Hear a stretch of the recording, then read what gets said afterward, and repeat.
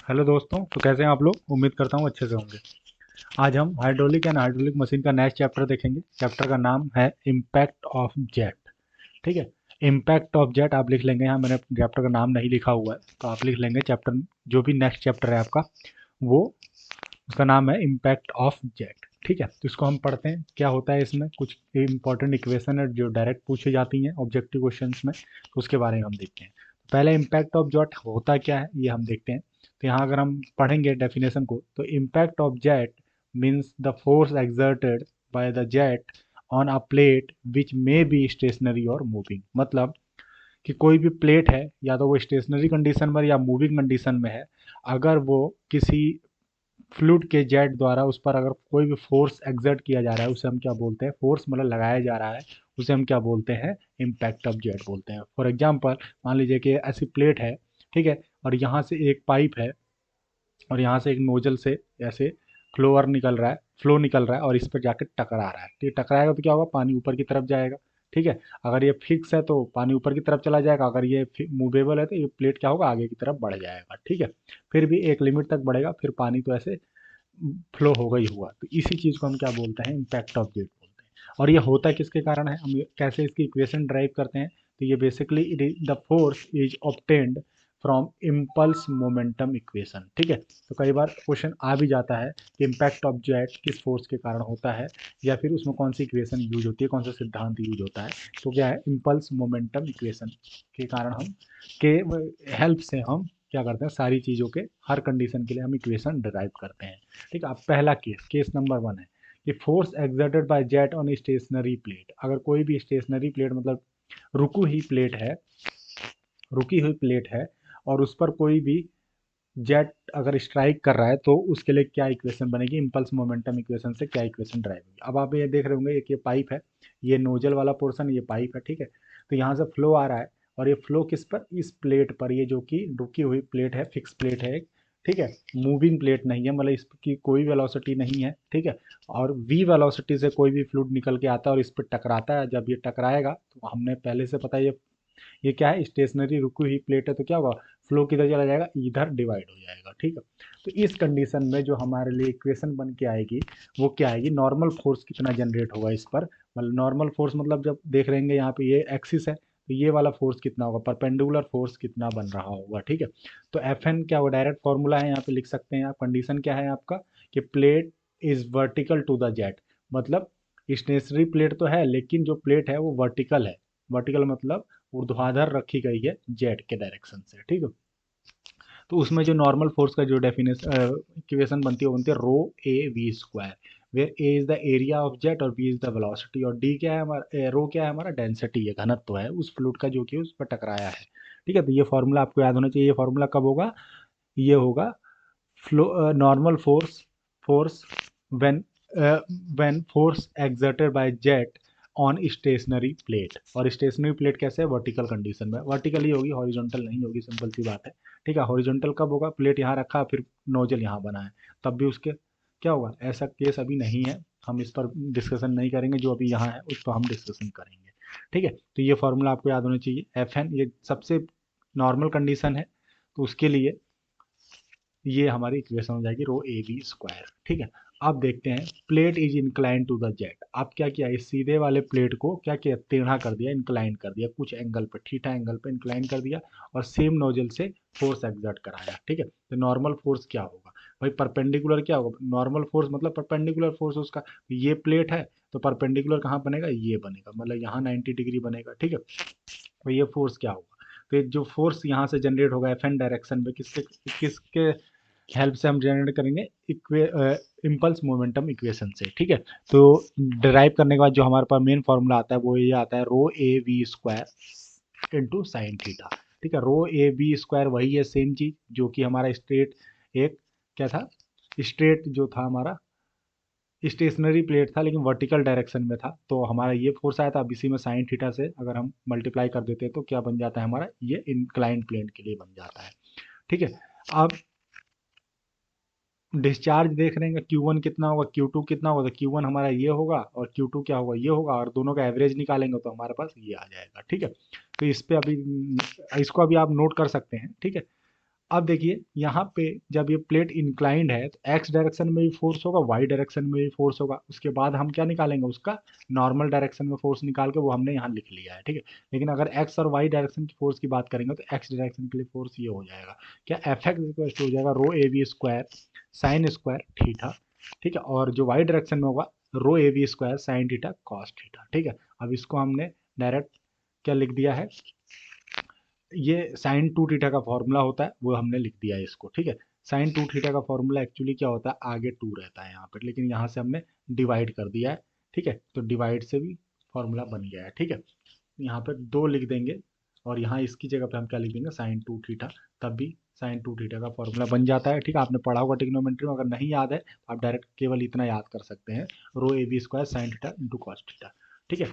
अब देखिए तीसरा केस क्या आता है हमारा, प्लेट इज कर्व्ड। अब प्लेट पहले स्ट्रेट कब थे, प्लेट थे एक बार वर्टिकल डायरेक्शन में, एक बार इंक्लाइन डायरेक्शन में। अब लेकिन यहाँ पे थोड़ा सा मैं मिटा लेता हूँ इसको, ठीक है। अब यहाँ पे प्लेट क्या हुआ, कर्व प्लेट लगा दिया गया, लेकिन कर्व प्लेट है लेकिन मूव नहीं करेगा, ठीक है, स्टेशनरी प्लेट है। पहला केस क्या है, स्टेशनरी प्लेट है, मूव नहीं करना है। नोजल से आता है, बी वेलोसिटी से इस पे स्ट्राइक करेगा तो क्या होगा, ऐसे जाके ऐसे फ्लो डाइवर्ट हो जाएगा।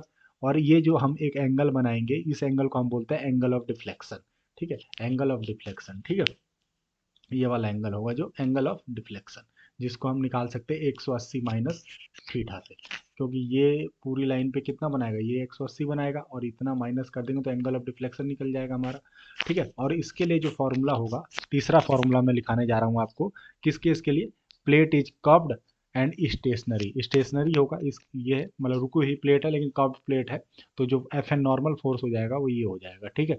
क्या, रो ए वी स्क्वायर, देखिए ये वाला फैक्टर तो हर फॉर्मूले में आ रहा है, ठीक है, रो ए V square one plus cos theta, one plus cos theta, ठीक है। ये फॉर्मूला आप याद रखेंगे। अब यहाँ पे एक नोट पॉइंट है, ये नोट रिमेंबर है, बहुत इंपॉर्टेंट पॉइंट है, इसको याद रखेंगे आप, ठीक है।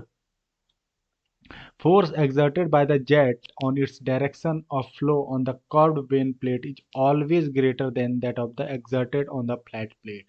मतलब जो पहला केस हमने पढ़ा, ये जो सीधा वाला जो केस था, यहाँ पे जब हम फोर्स मार रहे थे पानी का, तो जो वहाँ से जो फोर्स जनरेट हो रहा है और जो यहाँ से कर्व प्लेट पे फोर्स जनरेट हो रहा है, ये जो फोर्स है ये कम होगा इसकी कंपैरिजन में। मतलब जो कि ये कर्व प्लेट वाला है वो ग्रेटर होगा स्टेट वाले से, यही लिखा हुआ है यहाँ पे, ठीक है। तो flow exerted by the jet on its direction of flow on the curved when, when मतलब प्लेट भी लिख सकते, प्लेट या वेन लिख सकते हैं आप, कर्व्ड है तो इसलिए वेन लिख दिया उसको, ठीक है। इज ऑलवेज ग्रेटर, मतलब कौन सा ग्रेटर होगा, ये वाला ग्रेटर, यहाँ से जो फोर्स जनरेट हो रहा है, क्या फोर्स जनरेट हो रहा है, ये F N equal to rho A B square one plus cos theta, ठीक है। तो ये कितना होगा, ज्यादा होगा किससे, पहले वाले केस से, किससे, इस वाले केस से, देखिए ये वाला। अब यहाँ से हम जनरली देख भी सकते हैं, जनरली देख भी सकते हैं कि ये वाला प्रोडक्ट कम है इसके कंपैरिजन में, ठीक है। तो कई बार क्वेश्चन पूछा गया है कि वेन कर्व का फोर्स ज्यादा होता है या फिर स्ट्रेट वर्टिकल प्लेट का, तो आप क्या लिखेंगे, आंसर क्या रहेगा, ज्यादा किसका होगा, वेन कर्व वेन, वेन का, ये कर्व वेन या कर्व प्लेट वाले का जो नॉर्मल फोर्स होता है वो ज्यादा होता है एज कम्पेयर टू स्ट्रेट वाले का, फ्लैट प्लेट या स्ट्रेट प्लेट, ठीक है। अब हम पढ़ेंगे force exerted by the jet on moving plate. अभी तक हम क्या पढ़ रहे थे, केवल स्टेशनरी प्लेट, जो मतलब कोई भी कंडीशन, यहाँ सीधी है लेकिन रुकी हुई है, यहाँ टेढ़ा है रुका हुआ है, ठीक है, यहाँ पे कर्व है लेकिन रुका हुआ है। लेकिन अब हम जो केस दो है वो है, ठीक है, वही सारी कंडीशन रहेंगी लेकिन अब प्लेट भी मूव करेगी, ठीक है, तब क्या होगा फॉर्मूला हमारा, ठीक है।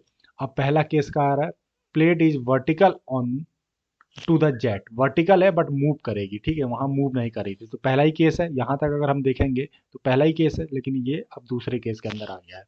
देखिए v वेलोसिटी से फ्लूइड आया है और u वेलोसिटी से ये प्लेट मूव कर गया है उसके टकराने के बाद, तो जो रिलेटिव वेलोसिटी हो जाएगी वो क्या हो जाएगा, u माइनस वी, तो u minus v relative velocity हो गई, ठीक है। तो यहाँ पे जो हमारा फॉर्मूला जनरेट होगा वो ये होगा, ठीक है, वर्क डन। अच्छा, फॉर्मूला जो जनरेट होगा वो यहाँ पे मैंने लिखा नहीं है, वो शायद मिस हो गया, फॉर्मूला आप लिख लें, मैं लिखवा देता हूँ। जो इतना पोर्शन है ना, ये वाला पोर्शन, ये वाला पोर्शन, ये वाला पोर्शन, ये है हमारा normal force, rho A V minus u की पावर टू, ठीक है, rho A V minus u की पावर 2। अब एक बार ध्यान देंगे, जब हम केवल इतना वाला पोर्शन देख रहे थे, इतना पोर्शन मतलब केस नंबर 1 देख रहे थे, जब कि जब कोई भी प्लेट है लेकिन वो रुकी हुई है और उस पर स्ट्राइक कर रहा है, तो जो फोर्स था हमारा एफ एन जो हमारा आया था वो कितना आ रहा था, एफ एन कितना आया था, रो ए वी स्क्वायर, यही था ना। मतलब ये वेलोसिटी थी, क्योंकि मूव तो कर नहीं रहा था, प्लेट फिक्स थी। लेकिन यहाँ पे क्या हुआ, प्लेट फिक्स मूव कर रही है तो उसकी वेलोसिटी u है, तो रिलेटिव वेलोसिटी कितनी हो जाएगी, v माइनस यू। तो कुछ नहीं किया है, इसकी जगह पे क्या किया है, v माइनस यू, और ये जो स्क्वायर था इसके ऊपर, इसको काट के यहाँ लिख दिया, बस और कुछ नहीं हुआ। तो इसलिए जो नॉर्मल फोर्स हो जाएगा इसके केस में, आप लिख लेंगे F N equal to rho a into we minus u का होल स्क्वायर। ठीक है, अब जब प्लेट प्लेट मूव कर रही है तो उसका वर्क डन भी होगा भाई। क्यों, वर्क डन का फॉर्मूला क्या होता है, फोर्स इंटू डिस्प्लेसमेंट, बल गुणा विस्थापन, यही तो होता है ना, बल गुणा विस्थापन। अब देखिए विस्थापन हो रहा है, यहाँ पे विस्थापन हो रहा है ना, पोजीशन चेंज हो रहा है इसका, तो यहाँ पे वर्क डन होगा, मतलब कार्य होगा। तो कार्य होगा तो इसका वर्क डन क्या हो जाएगा, एफ एन मतलब फोर्स में अगर कितना डिस्प्लेसमेंट है, फोर्स वर्क डन का फॉर्मूला क्या होता है, फोर्स इंटू डिस्प्लेसमेंट, अर्थात बल गुणा विस्थापन। तो विस्थापन कितना हुआ है भाई, यू का विस्थापन हो रहा है, यू वेलोसिटी तो आगे बढ़ रही है, ठीक है, तो वो विस्थापन हो गया। तो उसी फोर्स में क्या किया है, इस फोर्स में हमने u से मल्टीप्लाई कर दिया, और तो वर्क डन का फॉर्मूला क्या बन गया, w equal to F n into u, या फिर एफ एन की जगह ये वाला फॉर्मूला लिख दो, rho A V minus U square into U. ठीक है, ये चीजें समझ में आई। नेक्स्ट केस पढ़ते हैं।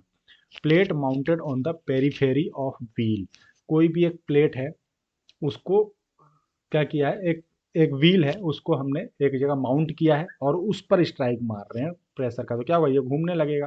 सिंपल सी बात है, अगर फिक्स फिक्स तो है ही नहीं, क्योंकि हम कौन सा केस कर रहे हैं, मूविंग केस कर रहे हैं। अगर यहाँ से किसी चीज़ में लगा हुआ है साफ्ट में ये प्लेट, तो इसके वेन्स पे अगर हम फोर्स मारेंगे पानी का, तो क्या होगा, ये घूमने लगेगा, ये पूरा घूमेगा ऐसे। तो इस केस में नॉर्मल फोर्स क्या होगा, इस केस में जो नॉर्मल फोर्स होगा वो होगा rho A V into we minus U, क्योंकि वी वेलोसिटी से तो पानी आया और यू वेलोसिटी से ये घूम गया। ठीक है, तो क्या हो जाएगा, v माइनस यू और मल्टीप्लाई हो जाएगा रो ए वी इंटू वी स्क्वायर। अब जब ये घूम रहा है, सिंपल सी बात है, जब ये आगे बढ़ के घूम रहा है, कुछ ना कुछ डिस्टेंस होगा इसका, तो वर्क डन क्या हो जाएगा, बस एफ एन में यू से मल्टीप्लाई कर देना है, एफ एन में क्या करना है, यू से मल्टीप्लाई कर देना। तो ये देखो ये वाला फॉर्मूला आ गया। ठीक है, अब इसकी कुछ एफिशिएंसी होती है और ये बहुत इंपॉर्टेंट है, क्योंकि ये बार बार पेपर में पूछा जाता है कि efficiency of the work done on wheel, wheel की एफिशिएंसी क्या होगी जिस जिस जिस दर से वो कार्य कर रहा है। तो एफिशिएंसी को नीटा से दिखाते हैं, तो क्या हो जाएगा, 2u into we minus u upon v square. V क्या है, वेलोसिटी ऑफ जेट, यू क्या है, वेलोसिटी ऑफ व्हील। ठीक है, कितने व्हील से वो ट्रेवल कर रहा है, या फिर जेट पेरीफेरल वेलोसिटी भी बोलते हैं इसको, क्या बोलते हैं, पेरीफेरल वेलोसिटी यू को। ठीक है, ये फॉर्मूला किसका है, एफिशिएंसी का, और ये कई बार आ रखा है पेपर में, इसको भूलना नहीं है। ठीक है, तो एफिशिएंसी क्या हो जाएगी किस केस में, जब कोई भी व्हील पेरीफेरी पे बधा हुआ है और उस पर स्ट्राइक कर रहे हैं हम पानी का, तो उसके लिए जो किस दर से वो कार्य करेगा उसकी एफिशिएंसी क्या होगी। तो एफिशिएंसी मतलब क्षमता, क्षमता क्या होगी, तो ये क्षमता होगी 2u into we minus u upon v square. ये फॉर्मूला याद होना चाहिए। इस पर एक कंडीशन है, कंडीशन क्या है, when peripheral velocity will be half of the velocity of jet, मतलब जो u है, u क्या है, पेरिफेरल वेलोसिटी क्या होगी, अगर v बाई टू हो जाएगी, मतलब जेट जेट की वेलोसिटी की आधी हो जाएगी, मैक्सिमम एफिशिएंसी होगा। मतलब कोई भी मशीन है उसकी एक ना एक अधिकतम क्षमता होती है, तो वो क्षमता कब होगी इसकी, जब वो u क्या हो जाएगा, v बाई टू के बराबर हो जाएगा। मतलब जो पेरिफेरल वेलोसिटी होगी वो वेलोसिटी ऑफ जेट के आधी हो जाएगी, तो मैक्सिमम एफिशिएंसी होगी, और मैक्सिमम एफिशिएंसी कितनी होगी, 50%। कितनी होगी, 50%। तो ये कंडीशन भी आपको याद रखना है। ठीक है, अब हम चलते हैं आगे। अब हम कर्व प्लेट पढ़ेंगे, कर्व प्लेट पढ़ा था वहाँ पे, लेकिन अब यहाँ पे मूव भी कर रहा है कर्व प्लेट, तो मूविंग वाला पार्ट पढ़ रहे हैं, तो मूविंग के लिए जो फॉर्मूला होगा वो ये होगा। ठीक है, क्या होगा, डायरेक्ट आप फॉर्मूला यूज कर सकते हैं, ये वाला। ठीक है, कुछ नहीं करना भाई, वहाँ क्या था, यहाँ जब हम फिक्स प्लेट पे कर रहे थे, मतलब स्टेशनरी प्लेट में, तो यहाँ इसकी जगह पे क्या था, बी स्क्वायर था और कुछ नहीं था। और यहाँ पे क्या हो जाएगा, यू वेलोसिटी से वो मूव कर रहा था, वी माइनस यू का होल स्क्वायर, और कुछ नहीं। और ये वाला तो था ही वहाँ पे भी, रो ए V square one plus cos theta था ही, तो यहाँ पे क्या करना है, बस वी माइनस यू स्क्वायर। दिखा भी देता हूँ आपको मैं, देखिए कहाँ गया, ये है ना, ये वाला केस है। अब इसमें ये फिक्स है, फिक्स है तो ये वाला फॉर्मूला था ही, देखिए ये वाला फॉर्मूला है ना, तो वहाँ पे क्या हो गया, जब मूव करा तो यहाँ पे क्या लिखना है हमको, यहाँ पे क्या लिखना है, v माइनस यू का होल स्क्वायर कर देना बस, बाकी सब चीज़ सेम है। ठीक है, अब ये हो गया सारे केस जो कि इंपॉर्टेंट थे आपके। और वर्क डन मतलब मूव कर रहा है तो वर्क डन होगा, क्योंकि वर्क डन का फॉर्मूला क्या होता है, बल गुणा विस्थापन। तो विस्थापन है तो कार्य हो रहा है, तो कार्य होगा तो क्या करना है, यू से ही गुणा कर देना है। तो देखो यू से गुणा कर दिया यहाँ पे, ठीक है, और कुछ नहीं किया, यू से गुणा करना है, विस्थापन से गुणा कर देना है उसका। ठीक है, तो ये फॉर्मूला हो जाएगा। ठीक है, मतलब ये फॉर्मूला याद रखिए, ये वर्क डन अगर मूविंग है तो वर्क डन होगा, तो ये होगा। मेनली जो है वो केवल फोर्स के लिए ही पूछते हैं क्वेश्चन, नॉर्मल फोर्स। ठीक है, और उसमें भी एक ये वाला केस पूछते हैं। ठीक है, ये मूविंग ब्लेड, हालांकि ये मैंने 4-5 ही लिखे हैं जो जो इंपॉर्टेंट है, इसको आप लर्न करेंगे, एक पन्ने का नोट से आप इसको नोट कर लेंगे यहाँ से। उम्मीद करता हूँ ये इम्पैक्ट ऑफ जेट का वाला चैप्टर समझ में आया होगा। तो वीडियो को मैं यहाँ पे क्लोज करूंगा, नेक्स्ट वीडियो में हम नेक्स्ट चैप्टर करेंगे, मात्र 2 चैप्टर और बचे हुए हैं। ठीक है, इसमें ये वाला जो मैं चैप्टर पढ़ा रहा हूँ ना, ये हाइड्रोलिक मशीन का पार्ट है। ठीक है, हाइड्रोलिक मशीन का, हाइड्रोलिक्स वाला पार्ट खत्म हो चुका है। ठीक है, हमारा ये मैंने पिछली वीडियो में बताया था आपको। अब हाइड्रोलिक मशीन का 2 चैप्टर और बचा हुआ है, एक बचा हुआ है टरबाइन और दूसरा बचा हुआ है पंप। ठीक है, उसके बाद हाइड्रोलिक्स खत्म हो जाएगा, फिर हम थर्मोडायनेमिक्स स्टार्ट करेंगे। ठीक है, थर्मोडायनेमिक्स मतलब थर्मल वाले में किसी भी एक सब्जेक्ट को लेके आएंगे। ठीक है, तो ये कंप्लीट हो गया है, इसको आप नोट डाउन कर लीजिए। बहुत शॉर्ट तरीके से मैंने फॉर्मूला फॉर्मूला बस आपको नोट नोट कराया है, और यही पूछता है बार बार। और जो कंडीशन पूछता है कि ये वाला एक कंडीशन पूछता है ऑलवेज ग्रेटर देन, और एक ये वाला कंडीशन पूछता है, ये फॉर्मूला पूछता है।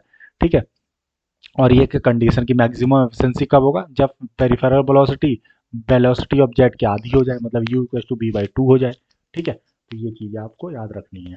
तो उम्मीद करता हूँ पसंद आई होगी, 16 मिनट की वीडियो है, इसको ध्यान से देखेंगे। ठीक है, तो वीडियो को क्लोज करता हूँ, धन्यवाद।